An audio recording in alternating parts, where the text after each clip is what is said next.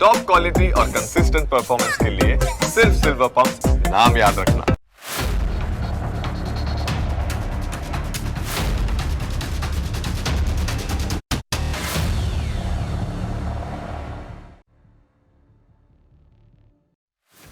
નમસ્કાર, હું Janak Dave. Full stop news analysis પ્રોગ્રામમાં આપનું સ્વાગત છે.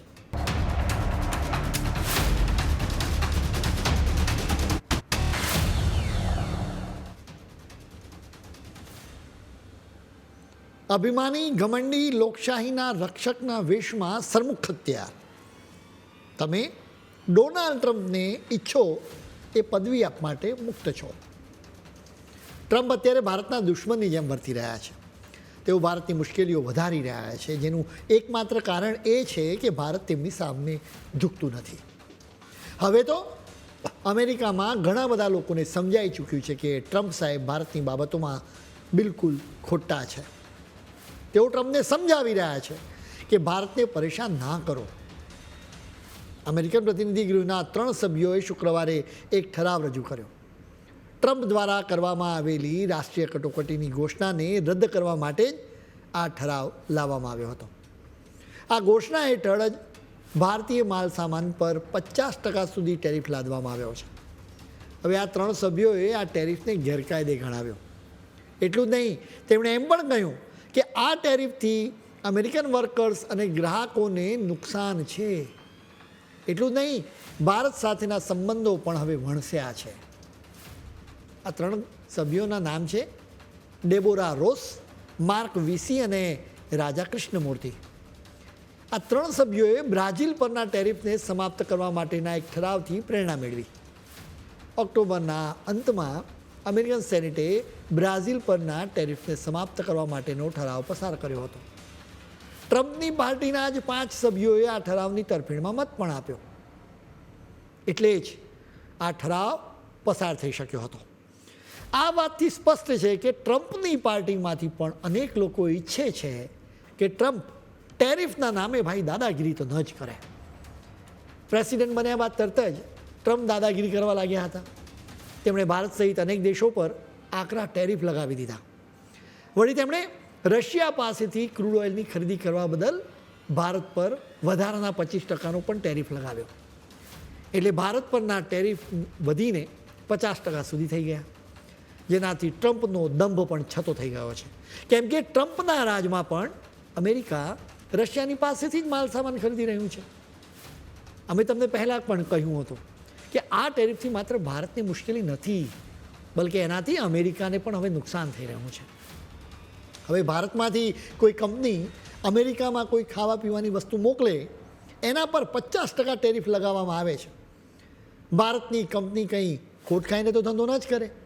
એટલે જ 50% જેટલા ટેરિફને ધ્યાનમાં રાખીને પોતાની વસ્તુની કિંમત વધારી દે છે. એટલે આખરે તો કોને નુકસાન છે? અમેરિકાના ગ્રાહકોને. જે વસ્તુઓ મોંઘી પડી રહી છે ને નુકસાન અમેરિકાના ગ્રાહકોને છે. આ 3 સભ્યોએ એ જ વાત કહી રહ્યા છે. અમેરિકન સંસદ સભ્ય ડેબોરા રોસે ચોખ્ખી વાત કરી છે કે ઉત્તર કેરોલિનાનું અર્થતંત્ર ભારતની સાથે ખૂબ જ જોડાયેલું છે. નોર્થ કેરોલિના અને ભારત વચ્ચેના ખૂબ જ સંબંધો સારા રહ્યા છે અને વેપાર ખૂબ થઈ રહ્યો છે. એટલું જ નહીં, નોર્થ કેરોલિનામાં મોટી સંખ્યામાં ભારતીયો રહે છે. ડેબોરાએ ટ્રમ્પને યાદ અપાવ્યું કે ભારતથી અમેરિકાને કેટલો ફાયદો થાય છે.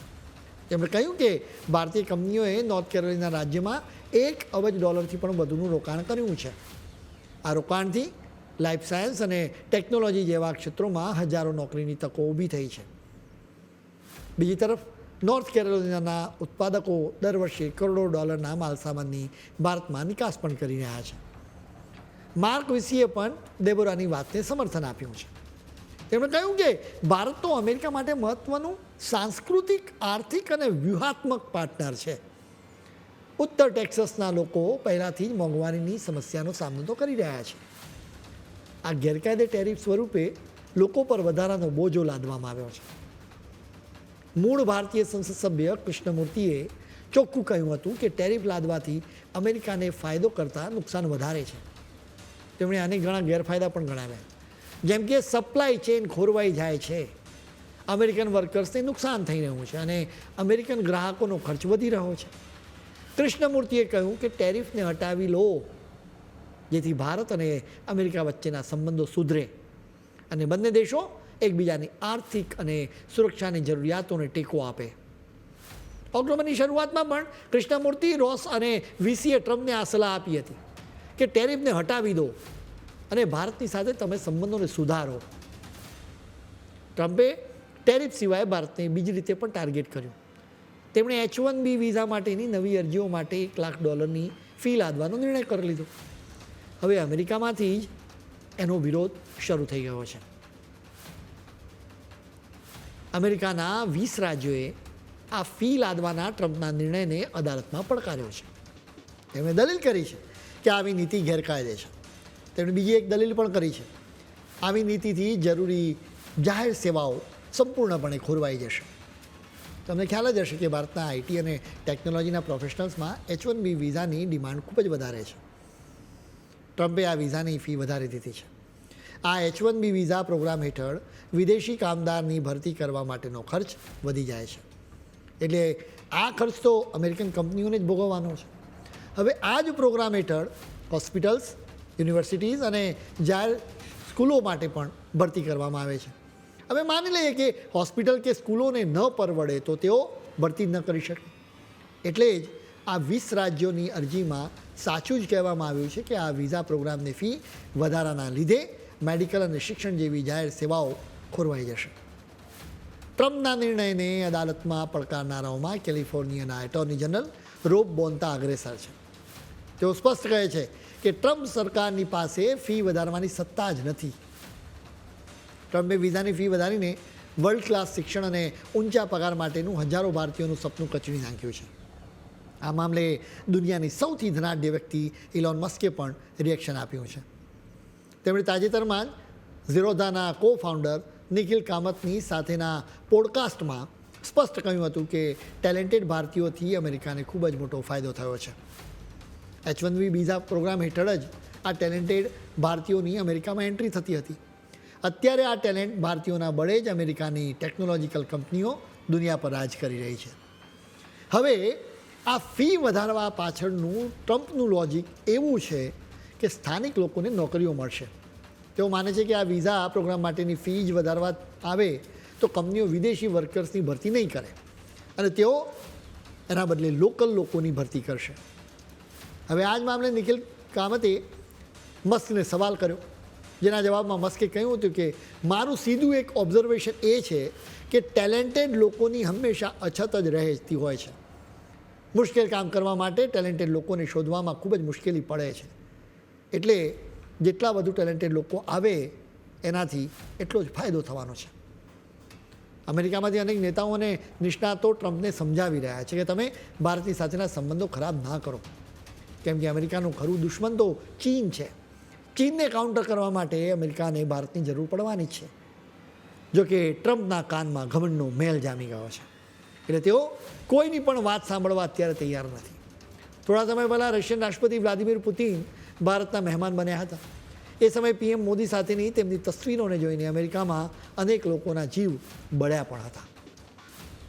એટલાન્ટિક કાઉન્સિલમાં સાઉથ એશિયાના સિનિયર ફેલો માઇકલ કુગેલબેને સ્પષ્ટ કહ્યું કે પુતિનની મુલાકાતથી ભારતમાં ખૂબ જ પ્રશંસા કરવામાં આવી છે. એના લીધે ભારત અને રશિયા વચ્ચેના સંબંધોને લઈને ટ્રમ્પ એડમિનિસ્ટ્રેશનમાં ચિંતા જન્મી છે. ભારત અને અમેરિકાના સંબંધોમાં તણાવ છે. આવા માહોલમાં બંને દેશો ટ્રેડ ડીલ માટે પણ વાટાઘાટો કરી રહ્યા છે. ટ્રમ્પની અકળામણનું કારણ એ છે કે આ ટ્રેડ ડીલ માટેની અમેરિકાની શરતો માનવા ભારત તૈયાર નથી. ઘણા બધા મુદ્દાઓ ઉકેલાઈ ગયા છે. એટલું જ નહીં, એ દિશામાં નક્કર કામગીરી પણ થઈ રહી છે.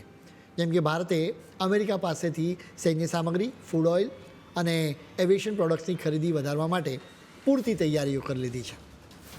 હવે ટ્રેડ ડીલમાં એક જ મુદ્દો અટવાયો છે. ટ્રમ્પ તો અવારનવાર કહે છે કે અમેરિકન મકાઈ, સોયાબીન, ડેરી પેદાશો, સફરજન, બીજા ફળો તેમજ ડ્રાયફ્રૂટ્સ પર ભારત ઓછો ટેરિફ વસૂલે. જો એમ થાય ને તો આ વસ્તુઓ ઉગાડતા ભારતીય ખેડૂતોનું સીધું નુકસાન થાય. મકાઈની નિકાસના મામલે અમેરિકા નંબર 1 છે. આ દેશ એની જરૂરિયાત કરતાં અનેક ગણી વધારે મકાઈ ઉગાડે છે. જરૂરિયાત સિવાયની મકાઈને બીજા દેશોમાં વેચવી પડે. ભારતમાં પશુઓને ખવડાવવા મકાઈ આપવામાં આવે છે.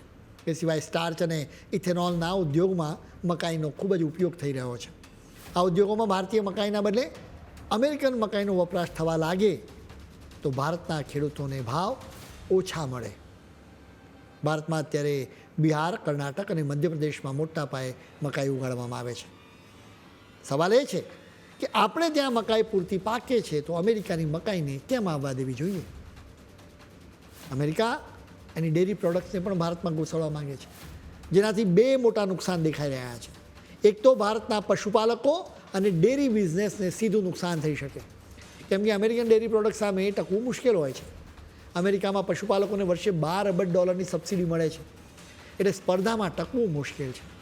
બીજી સમસ્યા એ છે કે અમેરિકન ડેરી પ્રોડક્ટ્સથી ધાર્મિક લાગણીઓને ઠેસ પહોંચી શકે છે. ભારતમાં કરોડો લોકો શાકાહારી છે. માંસાહાર ભોજનથી તેમની ધાર્મિક લાગણીઓને ઠેસ પહોંચે છે.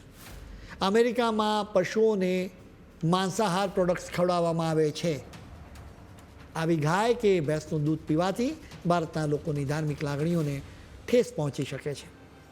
આઘાતજનક વાત એ છે કે અમેરિકન ડેરી પ્રોડક્ટ્સમાં મોટા ભાગે રેનેટનો ઉપયોગ થાય છે, જે મરેલા વાછરડાના પેટમાંથી કાઢવામાં આવેલું એન્ઝાઇમ છે.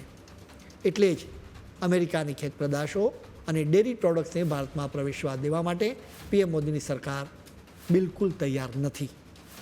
પીએમ મોદીની સરકારે સ્પષ્ટ કહ્યું છે કે ભારતના ખેડૂતો અને પશુપાલકોના હિતોની સાથે કોઈ જ સમાધાન કરવામાં નહીં આવે.